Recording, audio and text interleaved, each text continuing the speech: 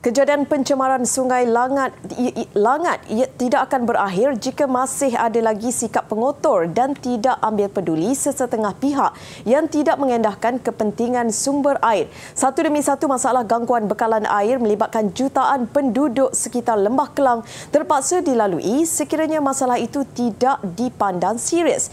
Terbaru pencemaran yang dikhawatiri menjejaskan sumber air dilaporkan di sekitar Taman Bakti Banting, Selangor. Beginilah dia pengaliran air hitam ke Sungai Langat. Derasnya. Busuk berdengung. Tak boleh tahan. Penduduk yang ditemui meluahkan kegelisahan mereka dengan penempatan haram hampir 200 pekerja kilang di kawasan ini. Penempatan dikatakan dibina di atas tanah Rizab Tenaga Nasional Berhad dalam keadaan tidak selesa dan tanpa sebarang kemudahan asas termasuk sistem kumbahan yang tidak sempurna. Muhammad Ali Hassan, 42 tahun, mendakwa warga asing terbabit membuang sisa kotoran ke dalam parit berhampiran. Keadaan itu menyebabkan berlaku pencemaran di sebuah kolam takungan air berdekatan yang turut dijadikan tempat membuang sisa industri kilang sebelum mengalir ke Sungai Langat. Dan ini visual tinjauan penduduk bersama pengurusi jawatan kuasa bertindak alam sekitar Kuala Langat, Tan Ching Heng, sebelum ini. Asing sini 1,000 orang lah di belakang. Aduh, ini cukup bau. Kilang belakang tengok. Payah apakah semua dah. Sampah-sampah semua sumbat. Menjadi sampai sekolah sana. Siapa boleh tahan? Siapa pun tak boleh tahan kan. Air kotor dari kilang. Kita pun mau buat ujian juga. Laporan yang dibuat kepada pihak berkuasa sejak Ogos lalu membawa kepada siasatan dengan notis perpindahan dikeluarkan dalam tempoh 3 bulan. Tapi persoalan di sini, sekiranya benda itu haram, kenapa ada perlu tempoh-tempoh yang tertentu? Kerana pencemaran tidak kenal masa, pencemaran tidak kenal mangsa. Dan yang paling mudah kita memahami, malang tidak berbau. Adakah kes Sungai Kim Kim akan berlaku di daerah Kuala Langat dan kampung Sungai Manggis? Pihak berkuasa, pada bulan 8 lagi kita telah buat aduan dan juga pernah menghantar petisyen. Tapi apa yang berlaku hanya sekadar datang, pihak berkuasa datang dan bagi masa tempoh 3 bulan bagi satu penempatan haram yang diduduki oleh beribu pekerja yang mencemar sungai. Diberi peluang 3 bulan. Rasanya kalau peniaga burger tak ada lesen, dah kena angkut terus lah. Lebih malang, dalam tempoh berkenaan, penduduk terpaksa menghidu bau busuk dan meloyakan. Malah ada yang mendakwa kesihatan mereka turut terjejas. Saya rasa kami akan menghadapi sakit, macam-macam penyakit. Dan anak saya batuk semua tak henti-henti sampai macam nak lelah. Yang saya yang tak ada asma pun dah hampir-hampir nak kena dah. Dah dekat 2 minggu saya batuk-batuk ni tak henti-henti. Dan selang 2 rumah saya pun, jiran saya ni pun dah 5 bulan dia kena kanser, macam-macam penyakit lah. Sebab bau kemikal dia terlalu teruk. Lepas tu malam dengan suasana bising, kontena dia macam-macam lah.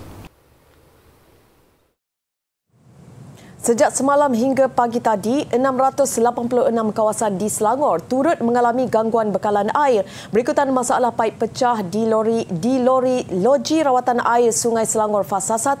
Bagi penduduk di Selangor, masalah air bukan sesuatu isu yang baru. Boleh dikatakan setiap tahun pasti beberapa kali masalah gangguan air berlaku. Sampai bila ia akan berakhir, itu persoalan yang dilontarkan pengguna kepada syarikat pengendali air Selangor. Apabila berlaku masalah gangguan air, ia menyebabkan orang ramai perlu mencari dan mencatu air sehingga ada yang sanggup membeli air mineral untuk digunakan. Sebelum ini berlaku beberapa kes pencemaran air di sungai sehingga menyebabkan kerja-kerja loji rawatan air dihenti tugas. Semalam pula, Selangor mengalami lagi gangguan air tidak berjadual sehingga menyebabkan 686 kawasan terkesan. Rata-rata pengguna menzahirkan rasa kurang senang dengan gangguan ini yang boleh dikatakan acara tahunan. Paip lama diganti. Tapi tak juga. Dah berapa tahun daripada zaman Datuk Mahathir sampai sekarang. Tak juga. Paip tu mesti alasan kerajaan selalu saya tengok. Contoh paip bocor. Satu. Yang kedua, paip lama pecah. Macam-macam alasan. Jadi saya mohon pada menteri yang bertanggungjawab ni, tolong atasi air ni dengan secepat mungkin. Kenapa? Contoh macam saya, abang tengoklah. Berapa sen lah saya berniaga macam ni. Kalau tak ada air, boleh ke saya buat kerja? Tak boleh kan? Kerajaan kita sekarang tolonglah, cubalah something kan. Kita bayar macam biasa, kita tak ada problem pun sebagai rakyat. You letak bil you letak hire ke apa, sometimes kita bayar juga. Tak ada problem. Dan saya rasa kerajaan kena cari jalan lah, tolonglah. Daripada you berbalah-balah tak ada berkesampaian, lebih baik you cari satu isu tolong rakyat. Sementara itu, Presiden Forum Air Malaysia FAM, Saral James Maniam, menggesa semua pihak terutama syarikat air Selangor dan kerajaan negeri perlu mencari solusi menyeluruh agar isu air tidak berulang. Saya tak boleh salahkan air Selangor sendiri. Okay, adakah mereka mempunyai bajet yang mencukupi? Okay, dan kalau kita ketahui untuk memproses air sendiri, okay, kos yang terlibat adalah RM2.31 untuk setiap liter. Tapi apa yang kita charge kepada konsumer adalah 52 sen. Okay, beza banyak, RM1.80 something, beza banyak. So kos itu ditanggung oleh air Selangor. Tapi adakah itu yang membuatkan air Selangor tak boleh bertindak dengan cepat dan tak boleh bertindak dengan efektif?